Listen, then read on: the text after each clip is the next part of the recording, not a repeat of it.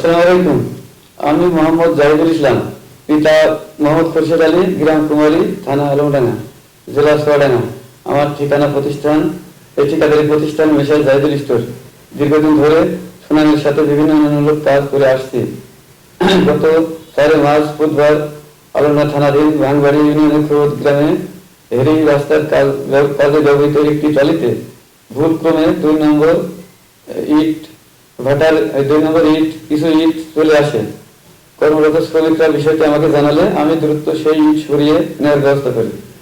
এই সময় উপস্থিত কয়েকজন সাংবাদিক বিষয়টি নিয়ে কথা বললে আমার লোকজনের মাধ্যমে তাৎক্ষণিকভাবে ইট সরিয়ে নেওয়া হয়, কিন্তু পরে বিষয়টি সংবাদ আকারে দেখে আমি বিস্মিত ও মর্মাহত হই। আমি স্পষ্টভাবে বলতে চাই, আমি কোনো সাংবাদিকের ক্যামেরা কেড়ে নেওয়া বা অসম্মান করার মতো কাজ করিনি। কেউ যদি এমন কোনো ঘটনার প্রমাণ দেখাতে পারে তবে আমি ঠিকাদারি পেশা ছেড়ে দেওয়ারও প্রস্তুতি রাখি। ঘটনাটি সম্পূর্ণ একটি ভুল বোঝাবুঝির কারণে হয়েছে। উক্ত রাস্তার কাজে এমন অসাবধানতার জন্য আমি আন্তরিকভাবে দুঃখ প্রকাশ করছি।